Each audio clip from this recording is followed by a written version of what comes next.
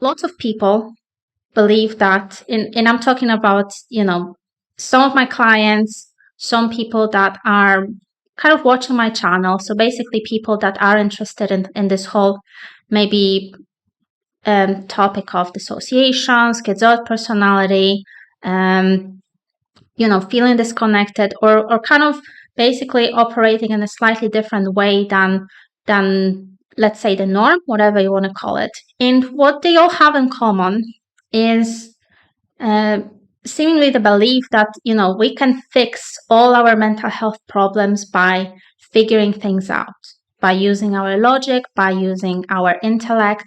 So basically, if there is something wrong with me, if I have a mental health problem, if I have, if I'm not feeling very well, or if I'm not feeling anything at all, then I must, develop this cognition. I must solve and analyze this problem in order to come up with a solution.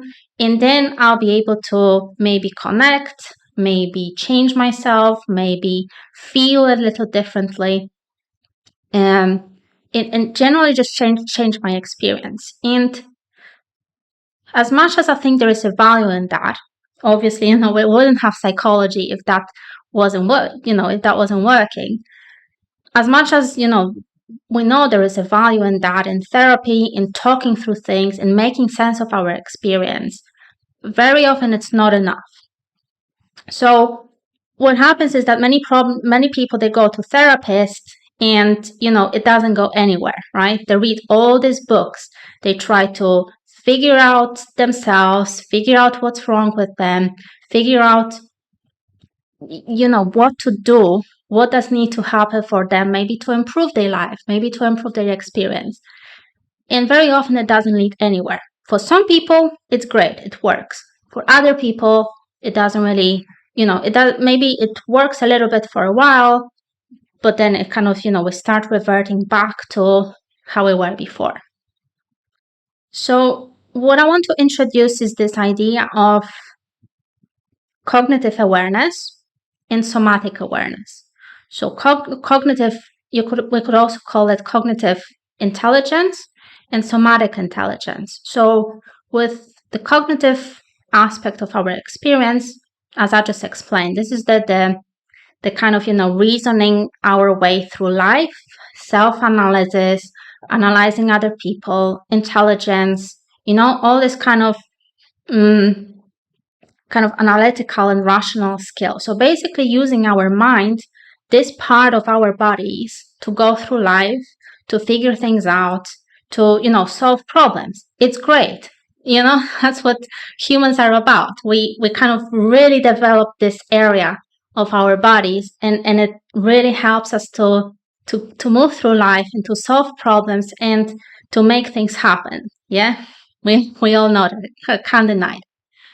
But what about the somatic intelligence? What about the somatic awareness? So the somatic aspect of our experience, let's put it that way, that it starts from the head going down. So this is our body. This is our intuition, right? This is the heart center, our feelings, our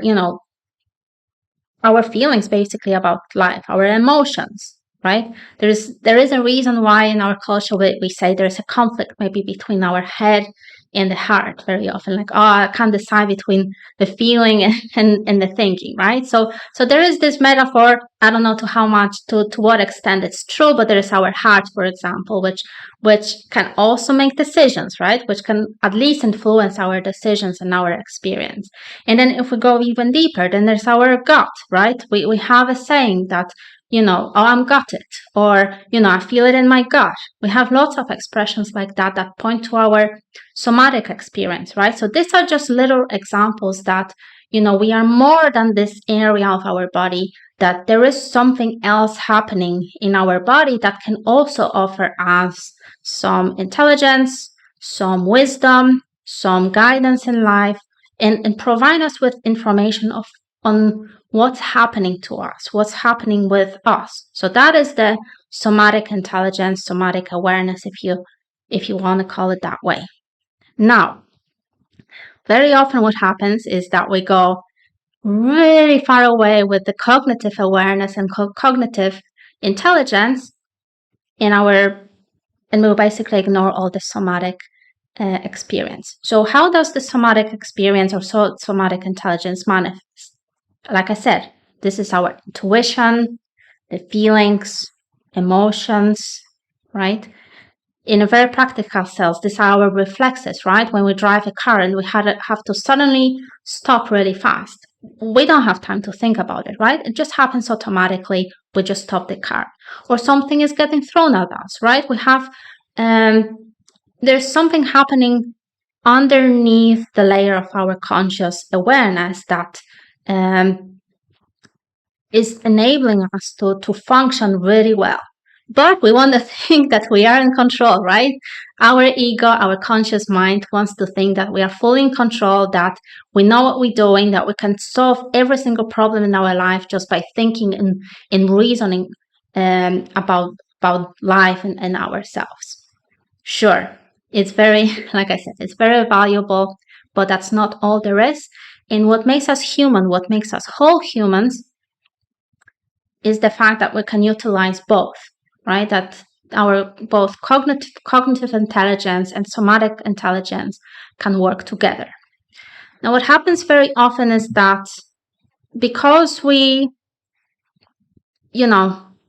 disconnect from that, or we are not simply used to using the somatic intelligence, our brain, our mind is very quick to dismiss anything related to the somatic stuff, right? Oh, that's illogical, that's irrational, that's stupid, that's useless, right? Why am I even doing this? This is, pointless, right? It's very easy, it's so easy to judge anything that our brain doesn't like, right? Our brain wants to be in control. And anything that challenges that maybe there's a little bit more to our experience in life. Anything that suggests to our brain, it can get very easily dismissed. Like, I don't have time. Like, what is this stupid exercise, right? Why am I doing this? Why am I doing that? And the more a person is into that extreme, the more likely they're going to dismiss the somatic intelligence because it contradicts that rational and analytical aspect of our experience.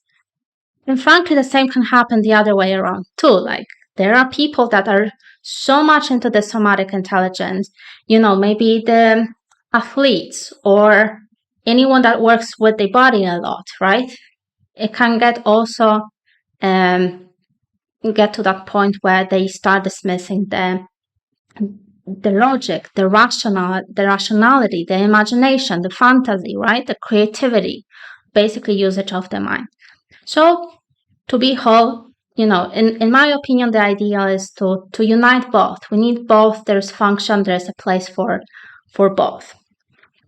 And that's what this somatic exercise is about. That's what, that's the idea of why I want to offer you this exercise, so that maybe you can either practice on your own or learn how to, calm your mind down a little bit, put it aside at times, and make a little bit more space for that somatic intelligence, somatic feelings, sensations, anything that comes out of this irrational and physical aspects of our experience. So what are the benefits of somatic intelligence? I'll just briefly talk about those, and then we'll do a little practice then. So to go a little deeper, it's not maybe just about, this becoming whole and this idealistic and, way of, okay, I want to be this whole human and well-balanced and well-rounded, right? Where I'm using both. But if we go a little bit more into the practical aspects of using that somatic awareness or somatic intelligence, is when it comes to our, our health in general, whether it's mental health or physical health, that's where we can use the somatic intelligence. So, as you might know or don't know, we have both the sympathetic and parasympathetic aspects of our nervous system. So sympathetic nervous system is all about ramping things up. So it's about pushing, aggression, making things happen, activity, stress, doing things, right? So it's all about getting out in the world, in working, engaging in various activities. So sympathetic nervous system helps us to engage, helps us to, it's basically, it alters our biochemistry to help us to engage with the world in this more pushy way, in this more kind of forceful and active way. There is positive and negative to that as well, obviously. So when we go a lot to the sympathetic nervous system, when it gets, activated over time a lot, maybe we have trauma that, it makes that aspect of our nervous system flare up all the time, out of control. On a physical level, we're going to experience stress, we're going to experience anxiety, we're going to maybe, struggle with insomnia, maybe we'll struggle with hyperactivity, maybe we'll struggle with, if you do have trauma, something like emotional flashbacks, anger, anything that is very active and very, not very easygoing, but putting us under that, basically under stress, so that we can deal with life in general, whether it's a threat, whether it's work, whether it's relationship, whatever that is. So on the other side, there is parasympathetic nervous system. That's the nervous system responsible for allowing us to relax, so we can, have a nice and restful sleep. We can sit and enjoy life. We basically will then feel that we are safe and everything is okay. We don't need to go into the world and pursue things or fight or be aggressive. We basically start withdrawing and basically being able to relax and be in the present moment, for example, enjoy simple things, engage with life in a little bit more yin way, where our body will get under this impression that everything is okay and we are safe, and there's no threats, at least not immediate threats, and basically we can, for example, go more inwards and relax in general. Now, if you're not fully utilizing that somatic awareness or somatic intelligence, it's very easy to miss the signs which side of your nervous system is overactive, right? You don't want to go too much into the sympathetic side of things and be, ramped up all the time and stressed up and rush around all the time doing things. But you don't want to completely be constantly in this parasympathetic state where your body is completely relaxed and nothing is happening, right? Sure, there is benefit to that, but a little bit of stress once in a while is necessary. So at least you're able to deal with threats or something bad coming your way. At least, you can respond to things very, very fast, very easily. So very often what happens for people with this, poor somatic awareness or somatic intelligence, or which manifests as this kind of disconnect from one's body, is that they will not recognize how much they are into this somatic state or parasympathetic state. I would say the chances are, especially in the Western culture, is that most people are mostly overusing that sympathetic nervous system. It's overactive, it causes anxiety, it causes us stress, it causes us to, continuously push and just doesn't feel, life in that state doesn't really feel safe, right? So what happens is that if you do reconnect, you're going to start experiencing the signs of the overactivated sympathetic nervous system. And that's anxiety, that's tension, that's, it could be insomnia, could be, feeling stiff in your body and just generally having difficulty to relax. So what happens very often is that if you've been very disconnected, very often when you do start going and developing more of that somatic awareness, it might be a little bit unpleasant at first, but that's a good sign. And the reason it's a good sign is because now you know that you actually been very stressed out, but you didn't know about it. For example, and that gives you a much bigger opportunity to swing back to that parasympathetic nervous system side of things, so that you can start relaxing. You can maybe drink less coffees, maybe you can go for more walks, and basically you can start owning your general mood or state, however you want to call it. And that's what means being more connected. That's what means having more somatic intelligence. And then, because you're able to balance that, because you have that awareness, that's where the gifts can start coming in, such as feeling a little bit more in life, being able to relax, being able to enjoy things, being able to connect with other people, being able to appreciate little things in life.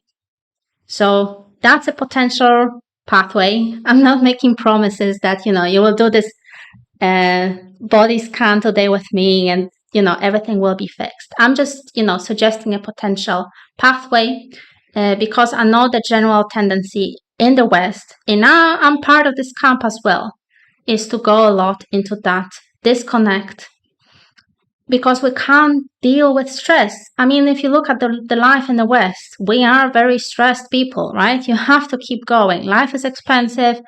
You have to work a lot. People are weird. So there is a lot of stressors in life. So it is a natural impulse to disconnect from all that. But long term, it's not very healthy.